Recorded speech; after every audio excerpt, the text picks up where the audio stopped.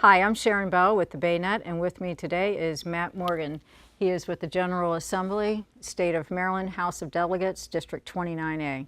How are you today, Matt? Doing great. Thank you for having me. Thank you for being here.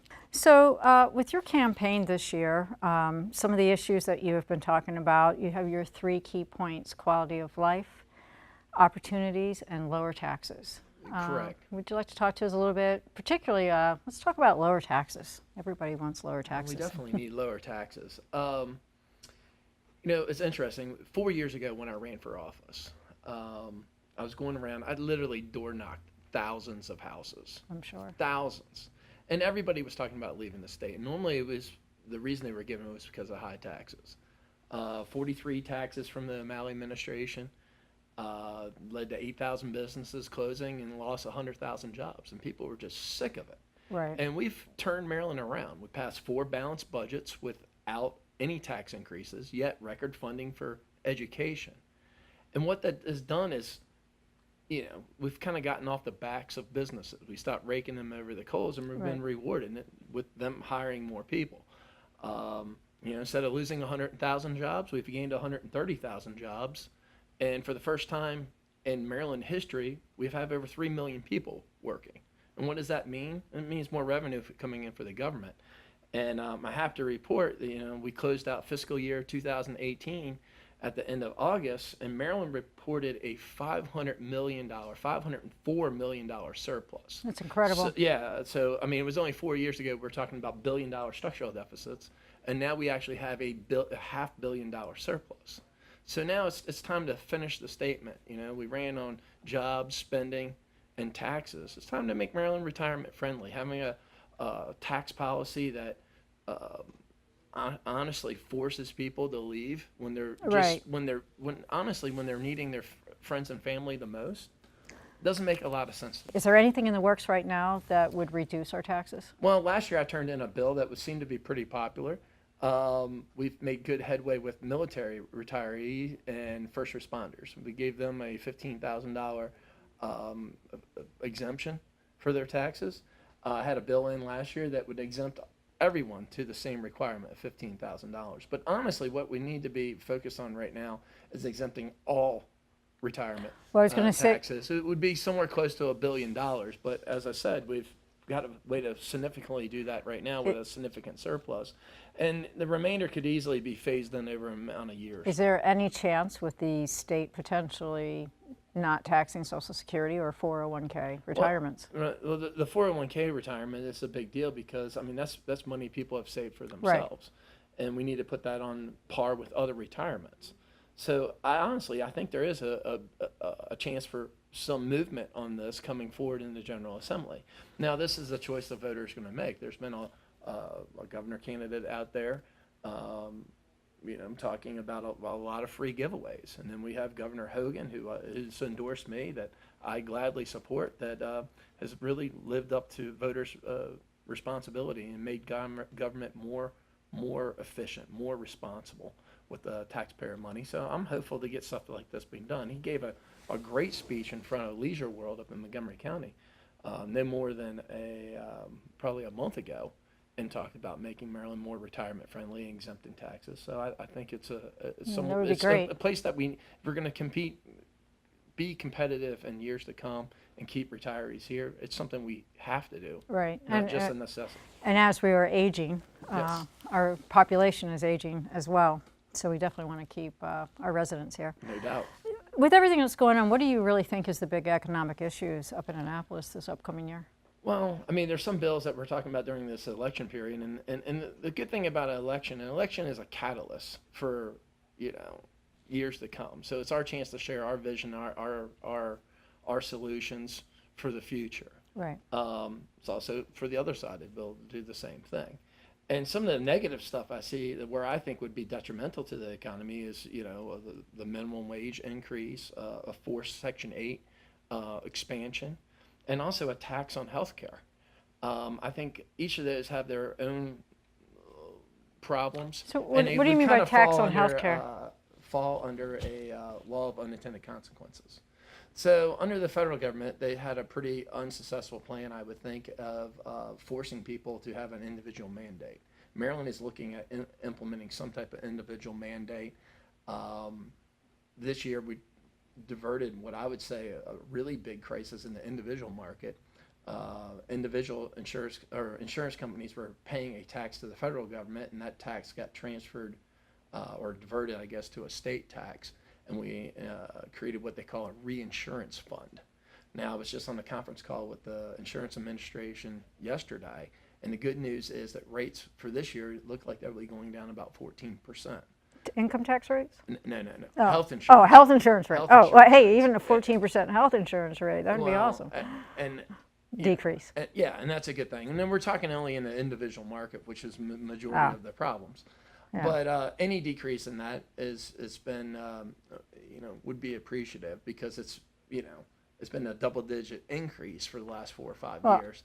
And a mortgage and your health insurance, literally, it shouldn't cost more than your mortgage payment, and that's where we're at right now. I think for most people, health in general, it costs more than a mortgage nowadays. It's ridiculous when you're spending $3,000 Yeah, we a need to focus month. on lowering costs across the entire sector in healthcare. Healthcare is very complicated, but this notion that we have an idea out there from other governor candidate, Ben Jealous, about a Medicare for all. I think when it comes down to it, that's a dangerous plan, because it changes healthcare not just for where we're having problems, which is in the individual market, which only makes up 5% of the entire healthcare. Right. It changes healthcare for all 100% of us out there. And if you look, devil's always in the details of those plans. Right. So you look down in those plans, it's like, well, they're actually cutting payment to people to provide the benefits, like namely the doctors and the hospitals, and talking a doctor into working for less money and mandating it, I think would cause the greatest exodus of doctors from the state of Maryland. Right, don't you think doctors would say, I'm not going to take health insurance? Well, you and- look at how a doctor gets paid. I mean, they make the most amount of money when someone walks into their office and they pay for cash, and then it's the pre-negotiated rate that they agreed to work with the insurance company, and then most Right. of them take a Medicare, and then some doctors take Medicaid and some do not. Basically, when you're talking about a Medicare for all or Medicaid for all, it's state ran. It's basically Medicaid. Exactly. But it's single payer, meaning the government is dictating what they're willing to pay the doctor for reimbursement Right. for services. So why would a doctor stay here? Right. When you tell a doctor, say, hey, you're going to work for this and not for what you want, I mean, what is the recourse? Do we fine them? Do we suspend their license? It's unbelievably problematic. And then the bill came out on that, which was something crazy like $24 billion, which would increase our state budget by 50%. Wow. So nobody can afford that. Exactly. So as far as healthcare goes, we really need to work on lowering costs through the sector, and you do that by, really deregulating, get rid of some of the self-referral laws and some of the other laws that make it, the problem with healthcare is really not a lot of free market forces working. Now, on the healthcare arena, recently in the past year or so, the state of Maryland legalized marijuana for medical purposes. Yes.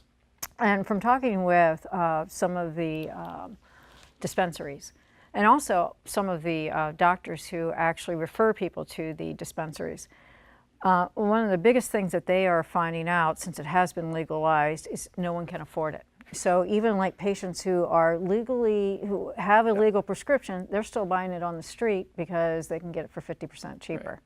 Right. So- It's a huge failure of the state. I think some of those problems have been getting solved, but originally think about the lunacy of this. We're going to send a patient to the doctor and they say, hey, this is a good thing for you. You should try it. They go to the dispensary and maybe they get their first dose. And then it's some astronomical figure, $350, $400. For the week. Yeah. And then they go back for their second dose and say, well, you know what? I can go buy this on the black market a lot cheaper. Right. So, I mean, who's really inflating prices here? I mean, it's a huge failure of the state. I think those problems have been addressed or being addressed, and hopefully the price will be going down on the medical side Do you think provide there- people the medication they. Do you think they there's any want. chance the state might come up with anything to help the actual people who are in need of these medications to actually have some type of state fund where they'll pay for the prescriptions, or even a percentage? What, for the state to actually pick up the funds? Yeah. Well, I don't know. There's never hasn't been any talk about that, but we'd have to be very wary of that. Whether taxpayers' monies are going to fund other people's medications in that way. Would you like to maybe try to summarize why you were seeking election? Yeah, I mean, I originally ran for office in 2010 because I was just frustrated with the way politics was being played out,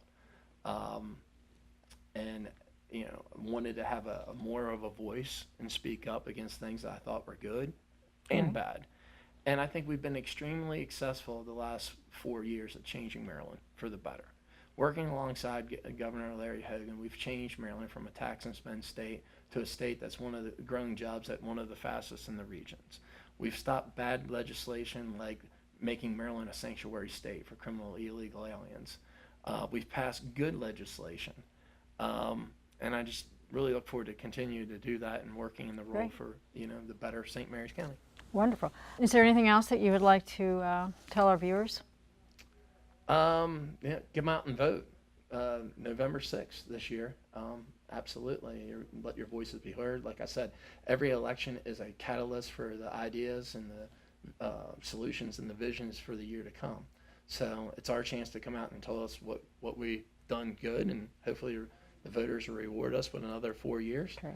And just come out and vote. Well, great. Well, thank you very much. Appreciate it.